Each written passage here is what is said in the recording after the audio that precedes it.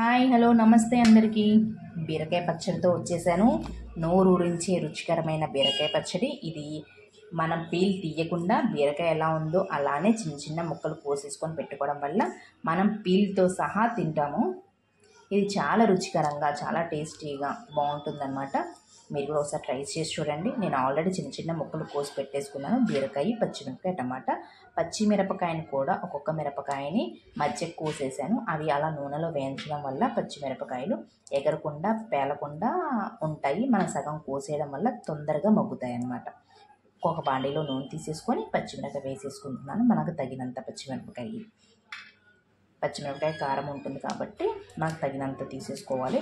తర్వాత ఆ పచ్చిమిరపకాయ ఏగింది అన్న తర్వాత జీలకర్ర తీసేసుకొని 2 minutes అలా మగ్గనిచ్చేసి, జీలకర్ర మాడకుండా పచ్చిమిరపకాయలు వేగిన తర్వాత జీలకర్ర వేసేసుకొని తీసేసుకుంటున్నాను. తర్వాత కొంచెం పల్లీలు తీసుకుంటున్నాను. పల్లీలు ఉండడం వల్ల ఏంటి అంటే మనకు కొంచెం హెల్త్కి మంచిది. మళ్ళీ ఏంటి అంటే కొంచెం ఘాటుగా లేకుండా టేస్ట్ కూడా చాలా బాగుంటుంది అన్నమాట పల్లీలు. అందుకే కొంచెం పల్లీలు కూడా తీసుకుంటున్నాను. అవి కూడా వేగిన తర్వాత ప్లేట్లో తీసేసుకొని కొంచెం ఆయిల్ పోసేసుకొని, ఎందుకు అంటే ఇందాక నేను కొంచెం ఆయిల్ పోసాను, వాటి వరకే పోసాను. మళ్ళీ వీటి కోసం కొంచెం ఆయిల్ పోసేసి బీరకాయని వేయించేసుకుంటున్నాను. ఈ బీరకాయ తొందరగా మగ్గడం కోసం సాల్ట్ వేసేసుకుంటున్నాను. అంటే మన పచ్చడికి తగినంత సాల్ట్ కాదు, మనకు తొందరగా మగ్గడం కోసం సాల్ట్ వేసేసుకుంటున్నాను. నేనైతే పచ్చడికి సరిపడా వేసేసుకుంటున్నాను సాల్ట్. తర్వాత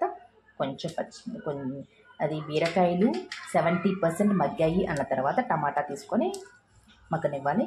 నేను మిక్సీ జార్లోకి పల్లీలు, పచ్చిమిరపకాయలు, ఎల్లిపాయలు ఫస్ట్ ఇవి మిక్సీ పట్టేసుకొని తర్వాత టమాటా, బీరకాయ వేసుకొని పట్టేసుకోవడం. అవి పచ్చిమిరపకాయ ఇవి మంచిగా మిక్సీ పట్టేసుకోవాలి.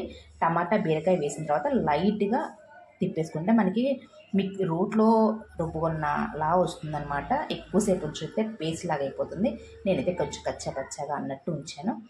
దీనికి పోపు వేయడం కోసం ఒక కళాయిలోకి నూనె తీసేసుకొని జీలకర్ర, ఆవాలు, ఎండుమిరపకాయలు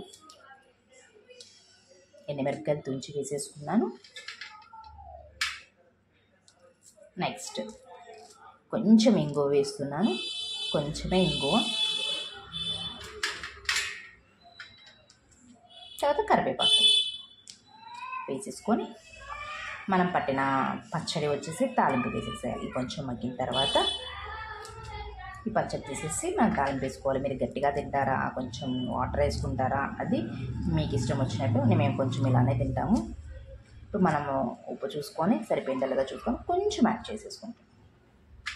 ఈ వీడియో కనుక నచ్చితే ప్లీజ్ లైక్ చేయండి. ప్లీజ్ నా ఛానల్ని సబ్స్క్రైబ్ చేయండి. కామెంట్ బాక్స్లో కామెంట్ పెట్టండి. చూడండి, టేస్ట్గా రుచికరమైన బీరకాయ పచ్చడి రెడీ అయిపోయింది.